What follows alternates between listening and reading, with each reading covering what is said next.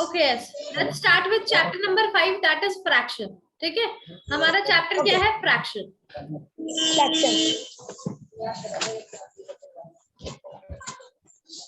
ठीक है, यस।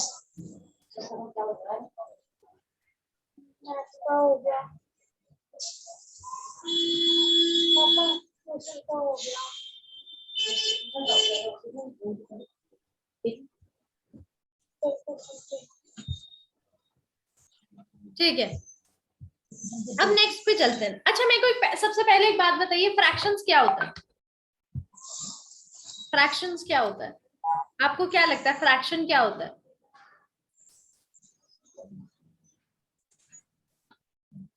अच्छा, मैं अगर आपसे पूछूं संस्कार, फ्रैक्शन का एक एग्जांपल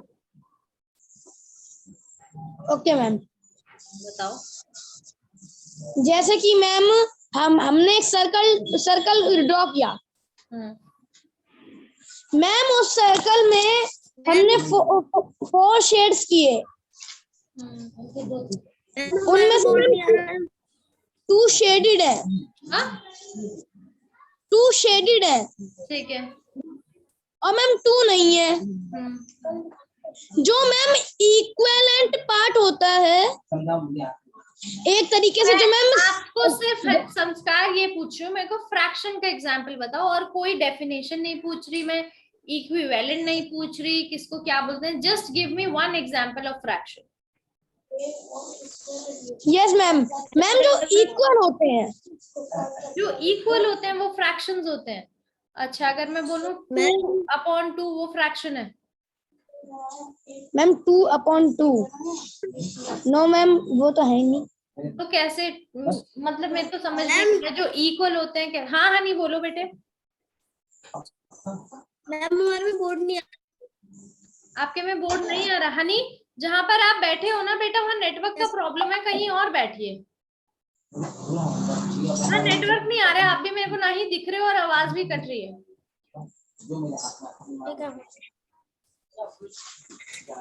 हाँ जी, बताइए संस्कार, फ्रैक्शन का मतलब आप क्या समझते हैं? कुछ और यस मैम। सुनाओ, फ्रैक्शंस क्या, कुछ भी, जितना भी सुनाओ कि फ्रैक्शंस ये होती है।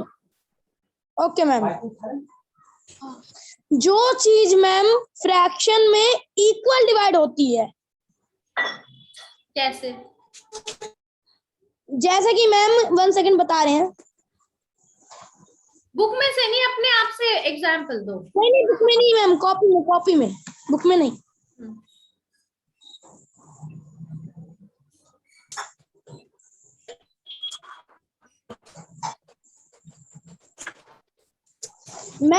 मैम जैसे कि हमें दे रखा है 2/4, तो मैम 2/4 में 2 शेडेड है, तो मैम वो इक्वल डिवाइडेड है फ्रैक्शंस में। अच्छा, ये पिक्चर दिखाई दे रही है मैम किधर? यस मैम, इधर की साइड दिखाई दे रही है। क्या? क्या है इस पिक्चर में, मेरे को बताओ, क्या दिख रहा है? मैम इसमें मैम ऐसे ऐसे करके दिखाई दे रहा है। 2 स्ट्रिप ऑरेंज दिखाई दे रही है, बीच में व्हाइट दिखाई दे रही है। तो आपको क्या लग रहा है, इसका क्या फ्रैक्शन होगा? मैम इसका फ्रैक्शन हम बताते हैं, 1 सेकंड। बताओ। एक वाइट है और 2 रंगीन है। रंगीन क्या होता है भाई? कलर्ड होता है। Yes ma'am. बताइए जरा।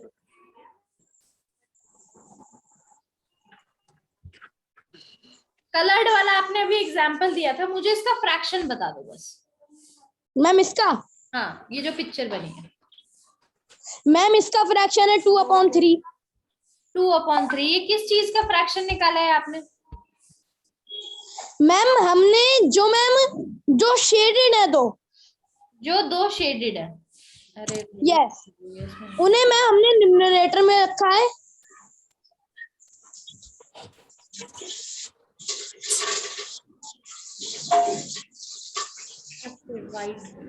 और बाकी मैम हमने तीनों को, जो शेडेड है और जो शेडेड भी नहीं है, उन तीनों को हमने डिनोमिनेटर में रखा है। ओके, अब मुझे बताइए क्या ये फ्रैक्शन लग रही है? जो 2/3 आपने अभी बोला है, आपको क्या लगता है ये फ्रैक्शन है या नहीं है? फ्रैक्शन। बुक में अभी कुछ समझ नहीं आएगा जब तक मैं नहीं समझाऊंगी, तो बुक को उल्टा करके बस आप मुझे अपनी समझ से बताओ, जो अभी तक आपने पढ़ा है। आप 6th क्लास में हो, फ्रैक्शंस हमारा 4th क्लास में आ जाता है। यस मैम, ये 2/3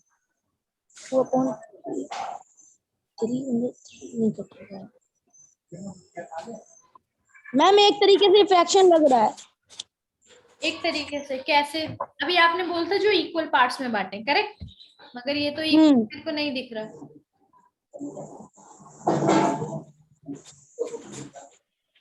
हनी, आवाज आ रही है प्रॉपर? नहीं है Yes, ma'am, आ रही है। नहीं है मैम, और इक्वल पार्ट में डिवाइड ही नहीं है। संस्कार ये डिवाइड ही नहीं है इक्वल पार्ट्स में। वेट, हाँ जी हनी, बोर्ड पे दिखाई दे रहा है? मैम दिखाई दे रहा है। मेरे को बताओ, ये जो मैंने आपको लिखा है 2/3 कलर्ड पार्ट जो मैंने लिखा है, ये फ्रैक्शन है या नहीं है? है तो क्यों है, नहीं है तो क्यों नहीं है? दोनों के रीजन दे।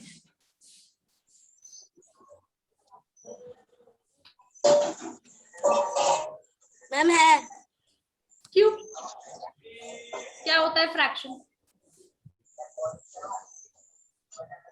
मैम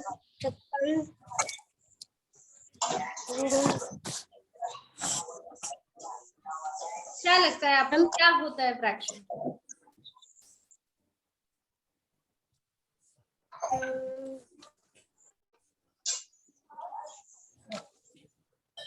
मैम नीचे का मैम मैम ऊपर का मैम पी है, मैम नीचे का क्यू है। हाँ okay, very good, close close Q close. Plus Q plus नहीं, कोई भी ऐसी चीज जो P/Q, जो आपने बोला है P/Q की फॉर्म में होती है, एक तो ये डेफिनेशन है, उसको फ्रैक्शन बोलते हैं। P/Q जो मैम P/Q में होती है, यानी एक डिजिट ऊपर एक डिजिट नीचे। P/Q का मतलब ये होता है और कुछ नहीं होता, ठीक है? एक डिजिट ऊपर और एक डिजिट नीचे। अब दूसरी बात करते हैं, कभी भी किसी भी चीज को जब हम हिस्सों में बांटते हैं, पार्ट्स में बांटते हैं, चाहे वो इक्वली बांटे, चाहे वो अनइक्वली बांटे, चाहे कैसे भी बांटे, मतलब सारे पार्ट्स होते इक्वल है, ठीक है? तभी तो आप उनको काउंट करके लिखते हो कि 5 है या 6 है, ठीक है? अगर उसमें से आपको कलर्ड पूछा जाए तो क्या पता अगर आपके 5 पार्ट्स हैं तो 2 ही कलर हो, ठीक है?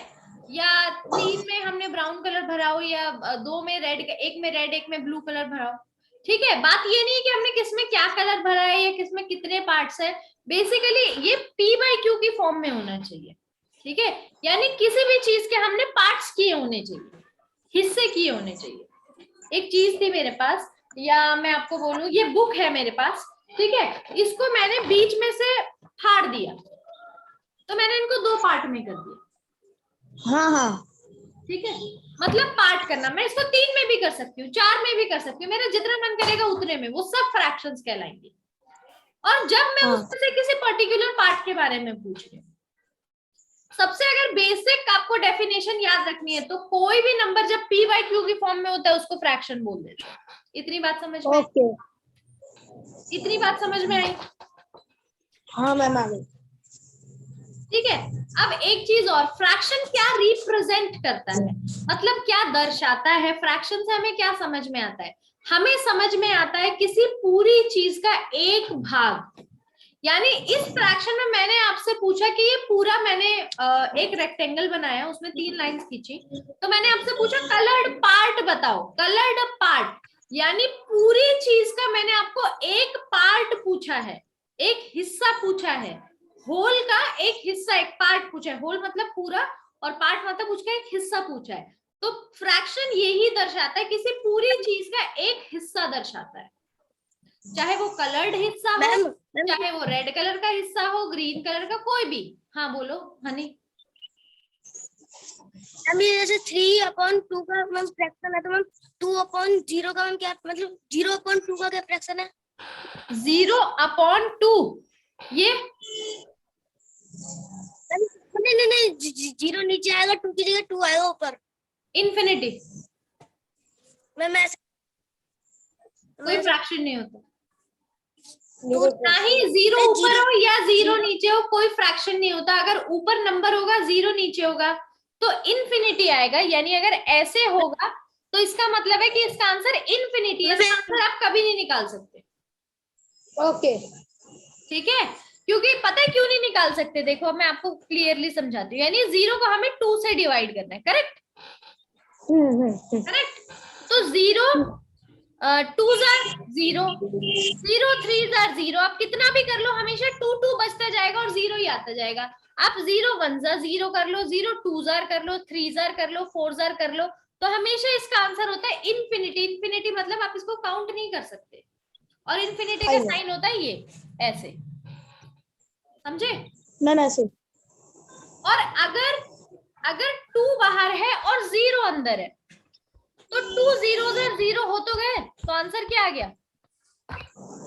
जीरो। जीरो। अगर जीरो ऊपर है और कोई भी डिजिट 2 नहीं, 12 13 14 15 कितना भी, तो उसकी टेबल में जीरो पे आ जाएगा, तो इसका आंसर तो जीरो होगा। मगर अगर कोई भी डिजिट ऊपर है और जीरो नीचे है, तो इसका आंसर इन्फिनिटी आएगा, क्योंकि कभी भी जीरो की टेबल में जीरो के अलावा कुछ आता ही नहीं। ठीक है, तो हमेशा रिमाइंडर 13 13 13 13 बचता जाएगा। समझ गए बात को?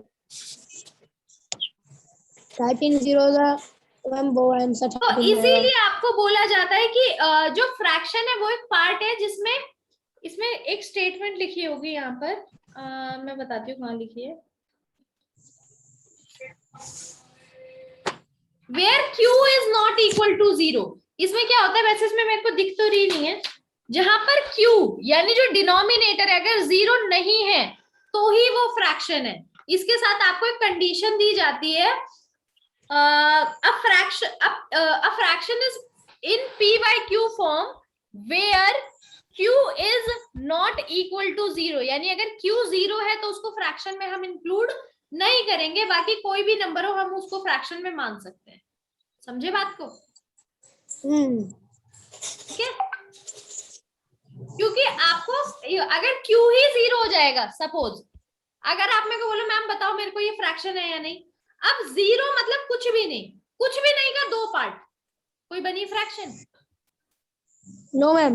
मेरे पास कुछ भी नहीं है, इसके No, 2 ma'am. पार्ट कर दो। जब कुछ है ही नहीं तो उसके 2 पार्ट कैसे होंगे? होंगे ही नहीं मैम। समझे? तो इसीलिए इसका आंसर इन्फिनिटी होता है, और ये फ्रैक्शन में इंक्लूड भी नहीं होता। ओके, इन्फिनिटी आंसर है। अच्छा, अब आते हैं वापस से फ्रैक्शन पे, जहां पर हम थे p बाय q की फॉर्म में, और ये क्या रिप्रेजेंट करता है? ये किसी का पार्ट रिप्रेजेंट करता है, हिस्सा रिप्रेजेंट करता है। दोनों चीजें आपको याद रखनी है। समझे बात को? समझ गए? अब फ्रैक्शन के पार्ट के बारे में बात करते हैं। 2 पार्ट होते हैं फ्रैक्शन के। एक होता है कैपिटल N, जो मैं यहाँ पर लिखूंगी आपको वही लिखना है। अगर मैंने कैपिटल लिखा है तो आपकी नोटबुक में कैपिटल ही होना चाहिए, स्मॉल लिखा है तो स्मॉल ही होना चाहिए। सिंबल एक ऐसा नहीं होता कि आप कैपिटल की जगह स्मॉल लिख दोगे तो वो भी सिंबल हो जाएगा। जिसका जो भी सिंबल बनाया जाता है वो उसी अल्फाबेट में होता है। समझे? तो कैपिटल N और अपॉन में नीचे कैपिटल D, ये होती है फ्रैक्शन। इसके फ्रैक्शन के 2 पार्ट होते हैं, ऊपर वाला न्यूमरेटर, नीचे वाला डिनोमिनेटर। समझ में आ गई बात? Yes, ma'am. डिनोमिनेटर हमेशा पूरे पार्ट को दर्शाता है, यानी होल को दर्शाता है कि पूरी चीज के हमने कितने हिस्से किए। 4 किए हैं, 5 किए हैं, 6 किए हैं, यानी जब आप उन पार्ट को देखोगे तो वो पूरी पिक्चर बना रहे होंगे। ठीक है, तो इसीलिए नीचे हमेशा होल रहता है, यानी सारा रहता है, और ऊपर जो आपको पूछा रहता है पार्ट, वो लिखते हैं हम। समझ गए? अगर होल यानी अगर मैंने यहाँ पर बनाया एक सर्कल और इसके मैंने इतने हिस्से कर दिए, ये तो सही नहीं बना, जस्ट वेट मैम 4 कर दो। सपोज ये सर्कल है, ठीक है? हाँ। अब मैंने क्या किया, 1 पार्ट,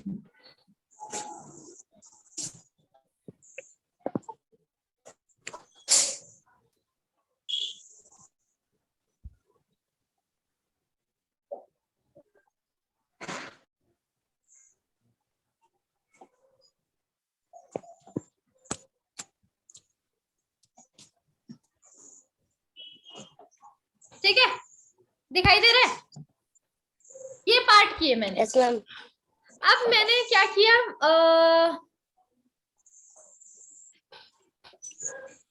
इसमें एक तो कलर का ऑप्शन नहीं है। सपोज जहां पर मैं स्टार बना रही हूँ ये कलर्ड है, ठीक है। अब कलर करने में टाइम लगेगा इसमें, इसीलिए बोल रही हूँ, ठीक है। ये कलर्ड है, जितने मैंने स्टार बनाए वो सब कलर है। तो होल यानी डिनोमिनेटर में मैंने आपको बोला था पूरा आता है, तो यानी सारे पार्ट्स गिनो कि पूरा पिक्चर कितने पार्ट से बना है। ये हो गया 1 मैम ये हो गया 1, ये हो गया 2 3 4 5 6 7 8।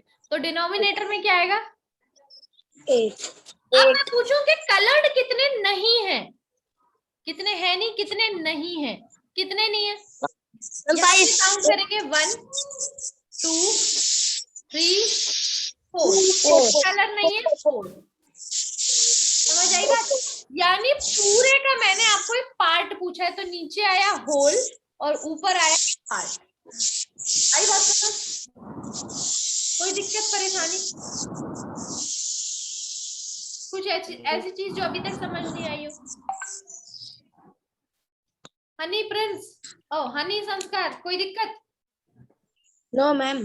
Okay no ma'am. ठीक है। अब मैं अंडरलाइन करवा रही हूँ आपको कि क्या लिखना है, ठीक है, वो आप लिखेंगे। मार्क करना शुरू करिए फर्स्ट लाइन से। A fraction represent a part of whole, or when an object is divided into equal parts, each part is called fraction of the object. Yes ma'am, कर लिया। फर्स्ट पूरी लाइन फुल स्टॉप तक।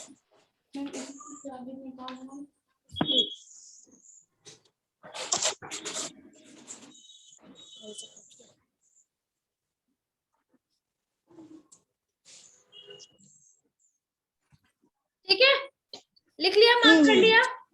अब नीचे अब जैसे आपको ये ऑरेंज पार्ट में दिया हुआ है, fraction equals to equal parts taken upon total number of equal parts equals to numerator upon denominator. इसी तरीके से साफ साफ अपनी नोटबुक में लिखना है। हनी, ना ही आपकी हैंडराइटिंग गंदी होनी चाहिए, संस्कार ना ही आपकी कॉपी में कटिंग होनी चाहिए, ना आप जेल पेन यूज करेंगे, और अगर इससे गंदी हैंडराइटिंग हुई तो आप दोनों पेंसिल से काम करेंगे। हनी, आप पेंसिल से काम करेंगे? मैं हम जेल पेन से नहीं, जेल पेन से आप उसको पानी गिरा देते हैं हर बारी। तो आप नहीं मैम, एक बार गिरा तो उसके बाद नहीं गिरा। नहीं करेंगे आप, सारी कॉपीज में आपके पेन से उसके पानी के मार्क्स रहते हैं। हनी, समझ आ गई? मैम बॉल पेन से करेंगे ना? जब तक आपकी हैंडराइटिंग साफ नहीं होगी कॉपी में, अगर इस बार आप साफ काम कर लेंगे तो ही आप पेन से करेंगे, वरना आप पेंसिल से ही काम करेंगे। ठीक है मैम। दोनों चीजें मार्क करके देख ली? ओके, अब नीचे देखिए, नीचे आपको दिया हुआ है, चलो ठीक है, इतना ठीक है, बहुत है हमारे पास, ठीक है, इतना ही लिखते हैं अभी आपको। अब नीचे आपको फ्रैक्शंस दी हुई हैं कुछ अलग अलग, के 2/5 3/5 के। फ्रैक्शन सिंगल भी हो सकती है या ग्रुप में भी हो सकती है। देखो, जो फर्स्ट पार्ट आपको दिया वो एक पिक्चर है, करेक्ट? हाँ। एक सर्कल है या एक रेक्टेंगल है या एक ट्राइंगल है या एक स्क्वायर है, उसके पार्ट्स कर दिए हमने, उसमें लाइन खींच दी और उसके पार्ट्स बना दिए, और फिर पूछा कि बताओ कलर्ड कितनी है, करेक्ट, या कलर्ड कितनी नहीं है, सही है। अब पेज नंबर नेक्स्ट पे जाइए, यानी पेज नंबर आपका 84 पर जाइए। अब यहाँ पर आपको जो फ्रैक्शंस दिए वो ग्रुप में दिए कि 10 स्टार्स हैं, उसमें से 4 आपको कलर करके दे दिए, तो आपको पूछा बताओ कितने कलर नहीं है, तो ये क्या है, ग्रुप में। तो फ्रैक्शन जरूरी नहीं है कि एक ही ऑब्जेक्ट के पार्ट किए जाएं, कभी कभी ऐसा भी हो सकता है हम सेम कई सारी चीजें लाकर रख दें, ठीक है।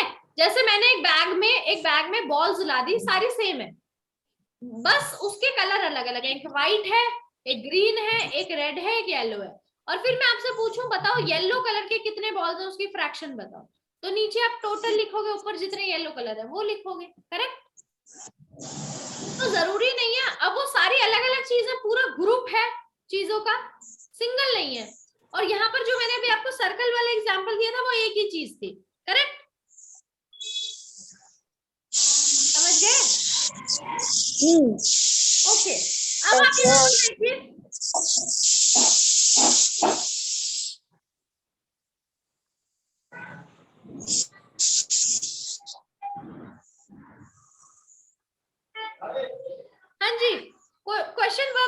दिखाई दे रहा है उसी के नीचे पेज नंबर 84 पर? हाँ okay, very yes ma'am. In first question, what you have to do, divide the square into quarters in 4 different ways. आपको quarters में बांटना है। quarter मतलब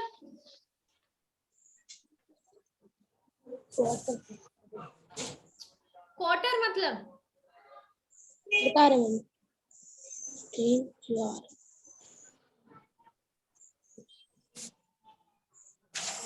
यानी मैम 4 पार्ट करने हैं, 4 पार्ट मैम अपॉन करने हैं, 4 पार्ट मगर अलग अलग तरीके से करने हैं, एक तरीके से नहीं करने। सोचना आपको है कि कैसे मेरे को 4 पार्ट्स करने हैं, समझे? मैम ठीक है। अच्छा ठीक है। अब क्वेश्चन नंबर 2 यस देखिए, ma'am. Colour one part of each shape and right the fraction. आपको हर पिक्चर का सेकंड में एक पार्ट को कलर करना है और नीचे फ्रैक्शन लिखना है कि क्या फ्रैक्शन बनेगा। और सेम आपको थर्ड में करना है, सिर्फ एक ही पार्ट को कलर करना है और उसके सामने फ्रैक्शन लिखनी है। हो जाएंगे क्वेश्चन बुक में? मैम बुक में हो जाएंगे। Yes ma'am. अब आ जाइए 5.1 पे। फर्स्ट आपको दिया shade the fraction of each figure given. आपको फ्रैक्शन दी हुई है, जैसे इसमें दिया हुआ है ए पार्ट में 5/6 और इसके साइड में आपको पिक्चर बना के दी हुई है। आपको यही फ्रैक्शन से कलर करना है, यानी 6 में से कितने पार्ट कलर करने हैं? मैम 5। गुड, ठीक है। आपको इनमें से कुछ ही पिक्चर अपनी नोटबुक में बनानी है। जो भी पिक्चर आप बनाओगे वो कंपास से, स्केल से बनी होनी चाहिए। और कैसे बनाओगे आप अपनी नोटबुक में? हन्नी ध्यान से इधर देख लो, आपकी नोटबुक में गलत काम नहीं होना चाहिए। क्वेश्चन नंबर आपने 1 उतारा, यहाँ पर ए पार्ट लिखा, यहाँ पर आप लिखोगे फ्रैक्शन और यहाँ पर आप बनाओगे पिक्चर। मैम जो पिक्चर बुक में वही बनानी है ना? वही पिक्चर बनानी है। मैं आपको भी पार्ट मार्क करवाऊंगी कौन कौन से कॉपी में करने हैं। पिक्चर स्केल से नीट एंड क्लीन होनी चाहिए और इसके सामने यहाँ पर बी अगर लिखा तो पूरा पेज फाड़ दिया जाएगा। आपका बी नीचे लिखना है लाइन वाइज। मैथ्स में कोई चीज आमने सामने लिखनी नहीं है, ठीक है?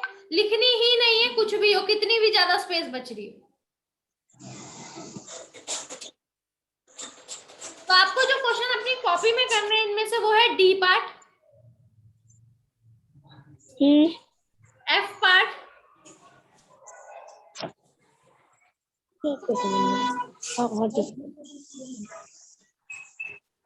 D part, F part, A part और एच पार्ट। मैम एक बार बोल दे। DFAH।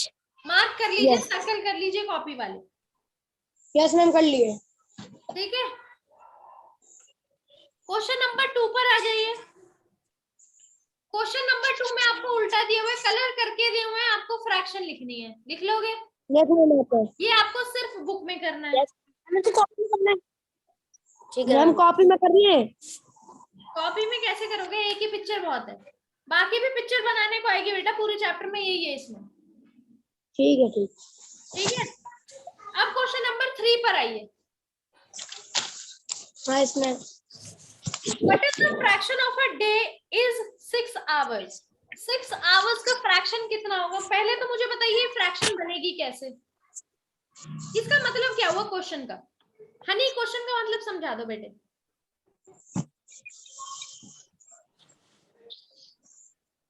What fractions of day is 6 hours?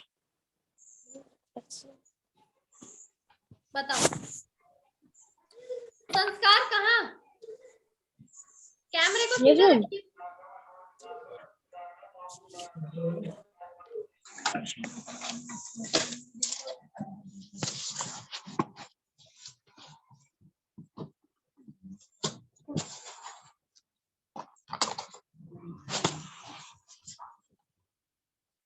Ma'am correct है।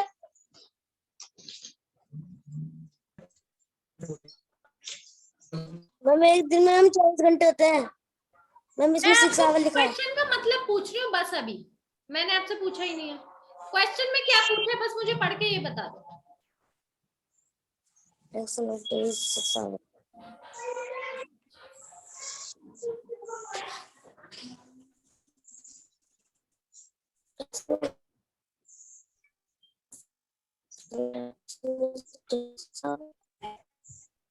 अभी बेटा मुझे बस ये बता दो क्वेश्चन का मतलब। संस्कार आप बताइए।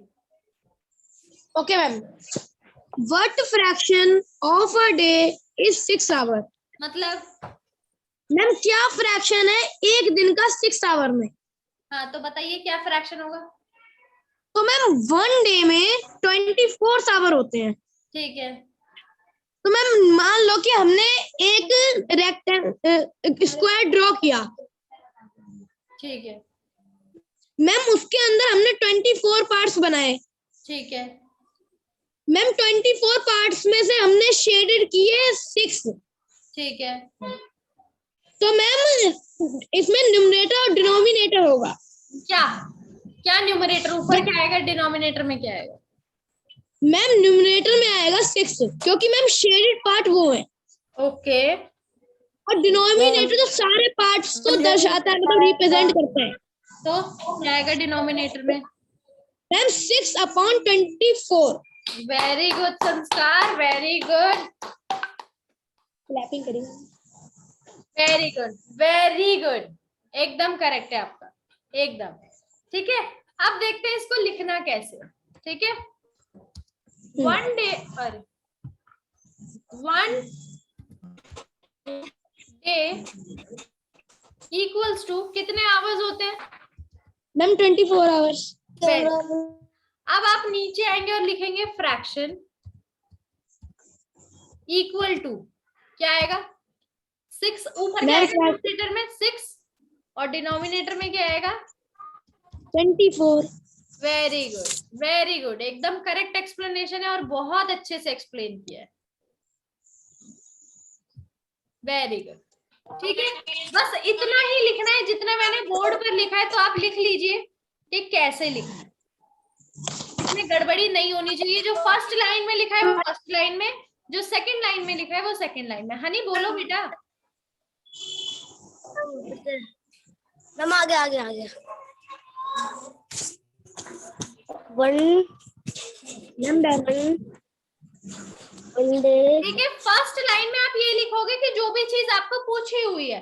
अगर 1 डे पूछा है और दूसरी चीज आवर्स में दी है, तो एक दिन में कितने, दोनों की यूनिट हमेशा सेम होनी चाहिए। अगर आवर्स है तो दोनों में आवर्स, डेज है तो दोनों में डेज, मंथ है तो दोनों में मंथ, ठीक है, ईयर है तो दोनों में ईयर। अगर अलग अलग आपने लिख दिया, मीटर है तो दोनों में मीटर, एक ऐसा नहीं एक में मीटर एक में सेंटीमीटर, जैसे ही आप अलग अलग लिखोगे वैसे ही आपका क्वेश्चन गलत हो जाएगा।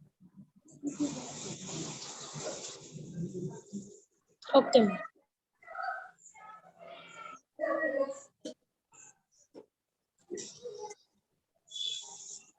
क्वेश्चन नंबर 4, हनी आप बताइए क्या आएगी इसकी फ्रैक्शन। फ्रैक्शन बता दो बस क्या आएगी। मैम फ्रैक्शन में फ्रैक्शन मैम 60, मैम डिनोमिनेटर 16 है फ्रैक्शन और डिनोमिनेटर मैम 15 है। गुड, तो इसको बोलते कैसे? 15/60 कैसे बोलते हैं? 15/16 16 नहीं, 60। ठीक है, क्योंकि मिनट दिया हुआ रे, 1 आवर में कितने मिनट होते हैं? 60 मिनट्स। ठीक है, 60। ओके। अब ये देखिए क्वेश्चन नंबर 5 में, write the number between 1 and 12, what fraction of these are prime number. आपको बताना है प्राइम नंबर की फ्रैक्शन क्या होगी। ठीक है, कैसे लिखेंगे इसको? लिखने का तरीका बता देती हूँ। ऊपर लिखेंगे टोटल नंबर, जब आप स्टेटमेंट बनाएंगे टोटल नंबर इक्वल टू, फिर आप लिखेंगे प्राइम नंबर इक्वल टू, फिर आप लिखेंगे फ्रैक्शन। समझ गए? आप प्राइम नंबर को ऊपर, टोटल नंबर को नीचे भी लिख सकते हैं, मर्जी आपकी है, लिखने का तरीका यही होना चाहिए। समझ गए? ऐसे ही। Yes ma'am, yes. Okay, question number इसके बाद आप 7 और ट्राई करेंगे।